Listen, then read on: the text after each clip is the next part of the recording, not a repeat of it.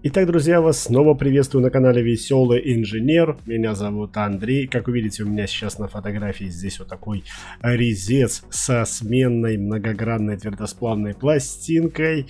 И мы сегодня поговорим. Вообще, вот такие резцы сейчас практически повсеместно используются. Уже с напойными используются достаточно редко, поэтому какие возникают нюансы, да, то есть при использовании таких резцов и на что нужно обратить внимание. То есть бывают какие-то ситуации, что вот это режущие кромки, да, которые у вас обрабатывают, ну, допустим, здесь такая пластинка, они не дают необходимую точность, они не дают необходимую чистоту поверхности, либо не имеют какую-то уже сниженную стойкость по сравнению с тем, что было раньше. И мы попробуем сегодня поговорить, из-за чего это происходит. Итак, смотрите, есть различные разновидности крепления. В данном случае, как видите, здесь есть такой вот болтик, да, который заворачивается. Тем самым здесь такой идет сапожок внутри. Ну, здесь, естественно, так, потому что мы же не видим. Сапожок внутри, который посредством заворачивания этого болтика прижимает в этом направлении вот по этим вот граням вашу режущую пластинку к резцу.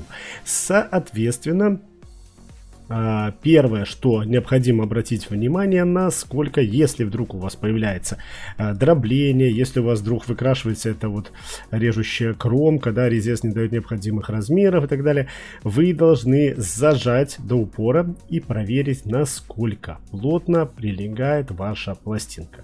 Конечно, в идеале это будет 0. Зазор должен быть нулевой. Если какой-то зазор с любой из сторон есть, то это говорит, что прижимается в каком-то различном направлении, и скорее всего вот эта вот вся ваша державка, ну а в частности вот этот вот угол, он не соответствует КД. Конечно, если вы использовали уже неоднократно эту державку, то есть уже было несколько у вас, так сказать, пластин, там коробок много там использовано уже в этой державке, и потом какую-то вы новую пластинку ставите, она не прилегает, то скорее всего здесь уже надо обратить внимание вот на угол этой пластины. Встречается достаточно редко, то есть такой дефект встречается достаточно редко.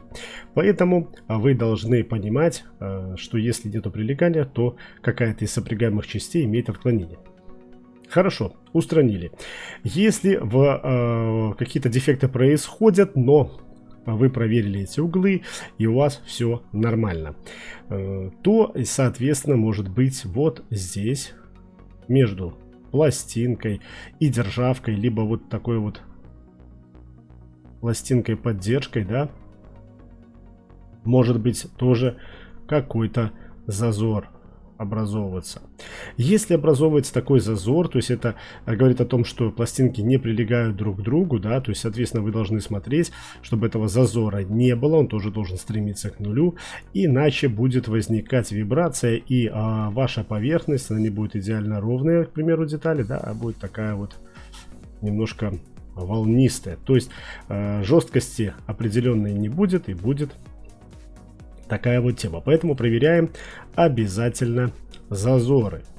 Конечно, креплений большое множество. У меня было видео по способам крепления, можете найти на канале. То есть это может быть не только болтик с таким сапожком, да, это может быть прямо сюда уворачиваться болтик, это может быть прихват сверху, да, то есть это различные виды крепления в зависимости от конструкции вашей державки. Ну и также формы пластины режущей.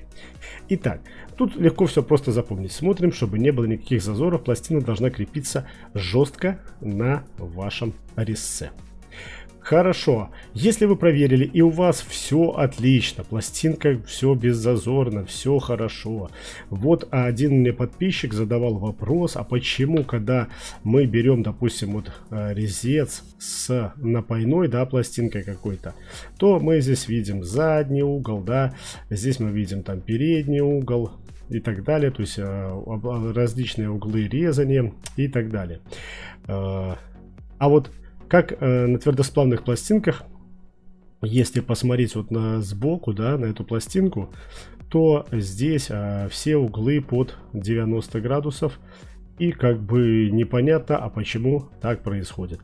На всех резцедержках, в принципе, да, на большинстве из них задается угол уже в самой вот вашей вот в этой вот державке. То есть Вот она идет, ваша державка. Так. И вот здесь уже имеется вот такой, ну я вот очень условно, конечно, это очень большой угол, да? То есть вот такой вот угол. И когда вы сюда ставите свою пластинку, которая 90 градусов, здесь углы, да?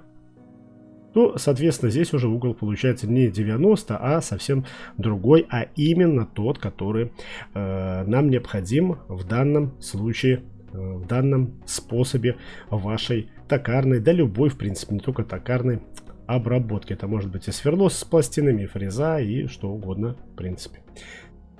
Из этого вытекает еще один вариант, когда ваша державка не режет, когда у вас снижаются какие-то показатели пластинки. То есть до этого вы, к примеру, обрабатывали, у вас пластинка там 50-60 деталей, может быть 100 на грань, да. А сейчас, допустим, стало 20-30, вы поменяли державку, и у вас эта же пластина режет 20-30, то есть ничего не изменилось, режимы резания те же, СОЖ та же, станок тот же, операции те же, припуска такие же, а пластинка не выдерживает.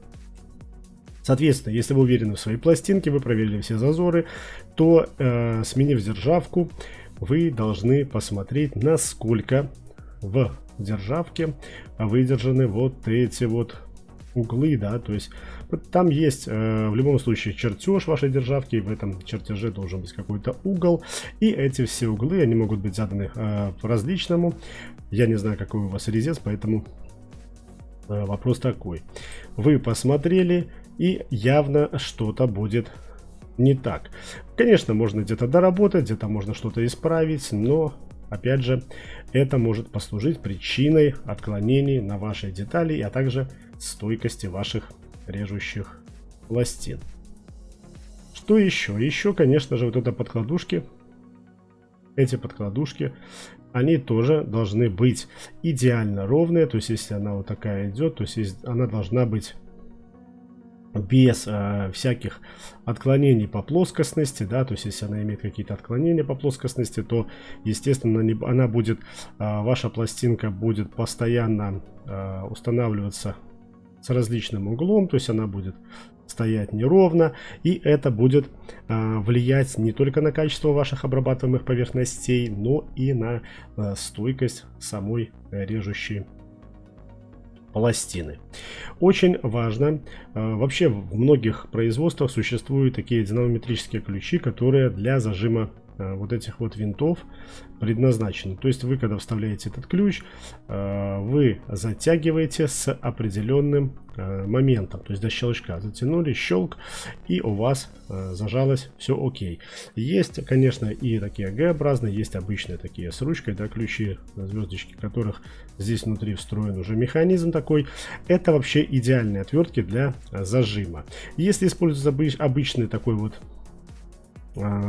обычную звездочку Г-образную, да, то есть обычный ключ какой-то вот такой, то есть шанс, что вы можете перетянуть, и где-то лопается немножко пластинка, и, соответственно, это влияет на ее дальнейшую судьбу, то есть она может быть в процессе разрушиться полностью, да, отвалится вот кусок целый. И вы не подумайте, что это из-за зажима, потому что, ну почему, вы зажали просто крепко и все. А это подумайте, что это просто плохая обработка, какой-то металл и так далее. Такое, к сожалению, встречается достаточно часто. Поэтому, друзья, если у вас здесь проверили вы, зазоров нету, здесь зазоров нету, пластинка стоит ровненько, да, углы, на которых пластинка ваша устанавливается, они все соответствуют в этих самых градусы, везде соответствуют вашим чертежным, да, то наверняка, кстати, еще и усилие зажима вот этого вот болтика выдержано, то наверняка ваша пластинка отработает на максимуме своего ресурса при любой обработки. Конечно, если вы будете использовать, как часто любят у нас, пластину, которая не предназначена для данной обработки, если вам необходимо обработать, к примеру, чугун, вы обрабатываете сталь или наоборот, или там какие-то другие более пластичные материалы, то, конечно, стойкость может снижаться просто по объективным причинам. Может быть несоответствие стружколом, может не соответствовать геометрия пластины, режимы и многое-многое другое. Но скажу вам так, что от установки, правильной установки и зажима пластины зависит большая часть успеха ее работы на вашем оборудовании. У меня там все. Пиши в комментариях, что я еще забыл. Дополняй это видео. Всем добра. Пока-пока.